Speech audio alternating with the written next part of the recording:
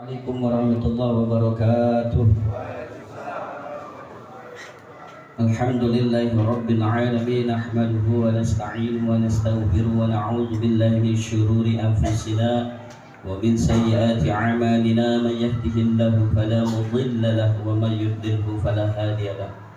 Asyhadu an la ilaha illallah wahdahu la syarika lahu wa asyhadu anna sayyidana Muhammadan 'abduhu wa rasuluh.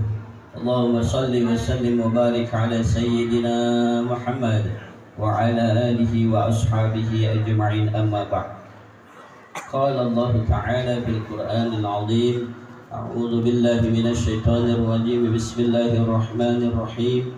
Wa min ayatihi an khalaqa lakum min anfusikum azwajan litaskunu ilaiha wa ja'ala bainakum mawaddatan wa rahmah. Inna fi dzalika laayatin liqaumin yatafakkarun. Shadaqallahul adzim.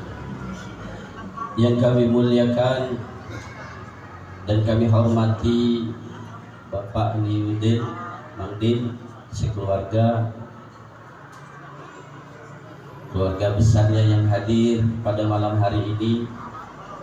Yang kami muliakan Bapak Dr. Andes Haji Ajis Rofi Ayub, sesepuh kami di Permai ini, Pak. Hadir Bapak Haji Bordani Akin, Bapak Asisten 1 Kota Lubuk Linggau plus pelatih. Terus hadir di tengah-tengah kita Ustaz Muhammad Ali, Magister Pendidikan Islam, Ustaz. Hukum Islam. Masya Allah. Mudah-mudahan kehadiran beliau menambahkan keberkahan kita semua. Amin. Amin ya rabbal alamin. Hadir pemerintah setempat, Ketua RT 0304 yang kami muliakan, hadirin hadirat rahimakumullah. Puji syukur kita kepada Allah Subhanahu wa taala, pada malam hari ini kita diundang Bapak Aliuddin ini guna mendoakan putra beliau yang baru menikah tanggal 4 Januari kemarin. Mudah-mudahan kehadiran kita, apa yang dihajatkan oleh Bapak Aliuddin ini, diijabah oleh Allah Subhanahu wa taala. Amin amin ya rabbal alamin. Shalawat serta salam kita haturkan kepada junjungan kita baginda Nabi Muhammad sallallahu alaihi wasallam. Mudah-mudahan kita semua diakui menjadi umatnya Nabi Muhammad sallallahu alaihi wasallam. Amin amin ya rabbal alamin. Bapak Ibu yang saya muliakan, saya niatnya nyenangi Mang Din dan saya ndak tausiah, ini jurus saya, Pak.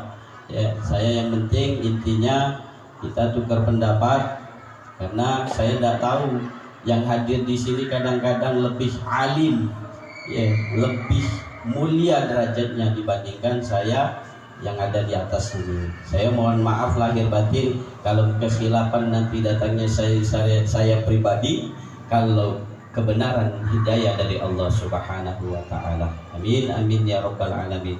Ini yang terkhusus kita doakan kedua mempelai ini, Adi dengan Agustina. Mudah-mudahan pernikahannya diberkahi oleh Allah Subhanahu wa taala, diberi keturunan yang soleh soleha. Mudah-mudahan kedepannya dalam bimbingan Allah Subhanahu wa taala. Al-Fatihah. A'udzu billahi minasyaitonir rajim. Bismillahirrahmanirrahim. Alhamdulillahi rabbil alamin, arrahmanir rahim, maliki yaumiddin. Iyyaka na'budu wa iyyaka nasta'in. Ihdinas siratal mustaqim, siratal ladzina an'amta 'alaihim ghairil maghdubi 'alaihim waladdallin. Bapak Ibu yang saya muliakan, terkhusus untuk Adi, Allah berfirman, wa min ayatihi an khalaqalakum min anfusikum azwaja. Ayat yang pertama, kalimat yang pertama Allah menggunakan khalaqo. Khalaqo itu artinya Allah menciptakan plus jodoh. Jadi yang mempertemukan Agustina dengan Adi ini Allah Subhanahu wa taala. Terus litaskunu ilaiha wa ja'ala bainakum mawaddatan wa rahmah. Kalimat yang kedua Allah menggunakan wa ja'ala. Wa ja'ala itu kalau dalam tatan bahasa Arab namanya fi'il madhi, Pak. Telah. Artinya di situ ada sebab musabab. Ya, ada usaha dari kedua mempelai. Kalau ingin mawaddah warahmah itu ada tato caranya. Maka saya tidak banyak kata Mang Din, tidak salah lamo ikan sepat ikan enggak bagus ya Pak ya. Intinya saya nak ngasih amalan sama Adi ya, sudah tak siapi Pak dari masjid tadi, tak siapi amalan ini. Jadi ini kalau dibaca apa dibingkai terus dibaca diingat-ingat apa taruh di dompet ya, ingat dengan tulisan saya ini, saya kasih nanti kamu baca.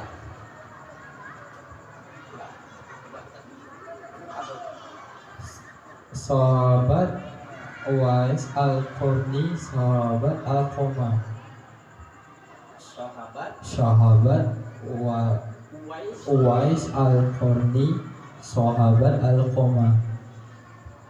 Ini saya nulis sahabat Uwais Al-Qarni dengan sahabat Al-Qamah. Kedua sahabat ini diberi balasan oleh Allah sebab karena orang tua. Pada malam hari ini saya cuma tukar pendapat sama Adi ya masalah wong tua. Uwais Al-Qarni ini Bapak Ibu dalam riwayat ketika Nabi Muhammad Isra wal Mi'raj, ketika di langit kelima Nabi bertanya kepada malaikat Jibril, ya Jibril, karena Nabi Muhammad melihat satu gedung yang terbuat dari intan permata. Nabi Muhammad bertanya, ya Jibril, gedung siapa itu? Apakah itu punyanya para nabi? Bukan ya Rasul. Terus para kekasih Allah? Bukan ya Rasul. Terus punya siapa? Silakan Rasul lihat sendiri ke dalam gedung itu. Ternyata ketika Nabi Muhammad SAW memasuki dalam gedung itu, ternyata di situ ada sahabat Uwais Al-Qarni. Uwais Al-Qarni ini diberi derajat oleh Allah Subhanahu wa taala lantaran ya orang tua.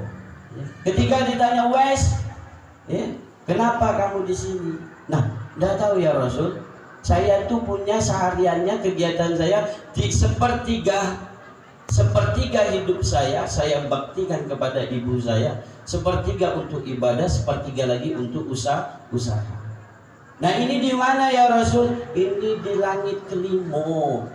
Uwais ini diberi oleh Allah derajat bisir. Dia tidak merasa kalau dia diberikan kemuliaan oleh Allah lantaran wong tua. Uwais Al-Qarni. Dalam riwayat lagi Sayyidina Umar bin Khattab itu pernah mencari Uwais Al-Qarni, cuma satu permintaan Umar bin Khattab. Apa? Minta didoai oleh Uwais Al-Qarni. Ini sebab wong tua. Sedangkan sahabat satunya Al-Qamah ini di hafid Quran. Jamaah selalu di belakangnya Nabi. Ya, tahajud rajin, puasa rajin, Senin Kemis rajin. Tapi Al-Qamah ini salah satu takdir yang Allah berikan adalah diberi kehinaan sebab karena wong tua. Suatu ketika sahabat Al-Qamah ini tidak hadir dalam jamaah, sholat jamaah kepadanya bareng sama Nabi. Para sahabat latiku hari ini sahabat Al-Qamah tak kata kemana lah Al-Qamah ini. Akhirnya diparani oleh para sahabat. Ternyata Pak lagi nazak Pak. Tahu nazak Pak? Nazak itu sakaratul maut. Ditalkin oleh sahabat tak bisa. Akhirnya para sahabat tadi ngelapor kepada Nabi Muhammad SAW. Ya Rasul, ada sahabat kita namanya Al-Qamah, dia lagi nazak, kami talkin tak bisa. Didatangi oleh Nabi Muhammad SAW.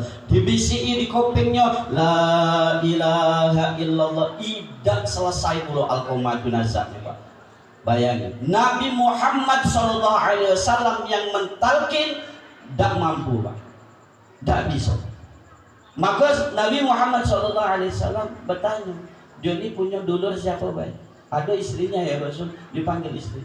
Dia ini punya bapak tak? Bapaknya lagi ingat mak, namanya tidak tahu kami ya Rasul. Nah, emaknya di mana? Coba cari. Maka para sahabat mencari informasi di kota Yaman.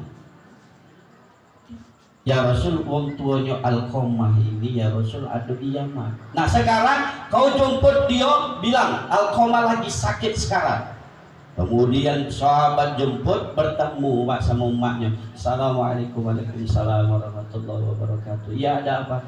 Ibunya Alqamah. Ya Bu, ada pesan dari Nabi Muhammad, sekarang Alqamah sakit, balik ya, tengok anaknya.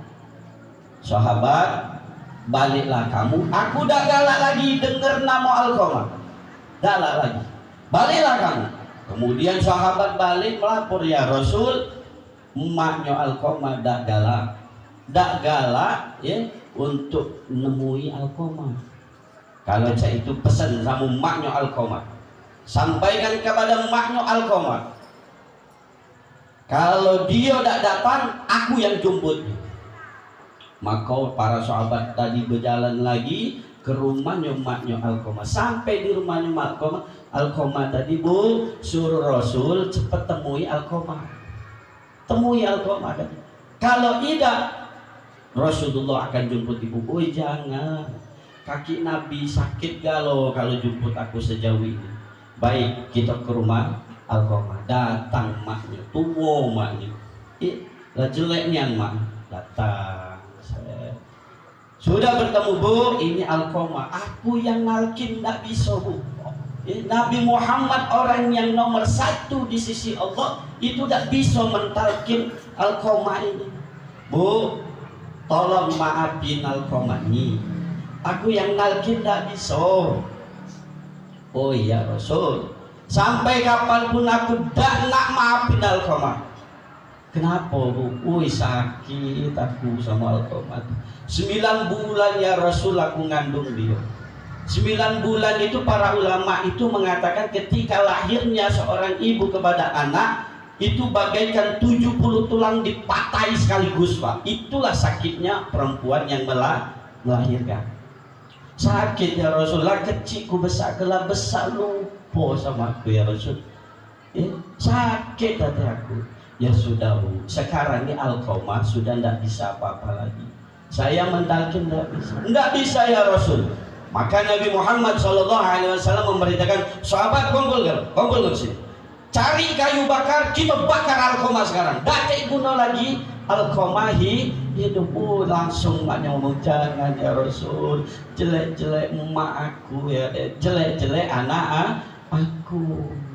Maka setelah meninggal Alqamah, maka rute pertama sakinah mawaddah warahmah ada di orang tua. Ingat, sampai-sampai para ulama itu Bapak Ibu berpendapat kalau Adi lagi sholat, emak manggil, emak ini tidak tahu kalau Adi ini lagi sholat, Adi itu wajib batal, Pak.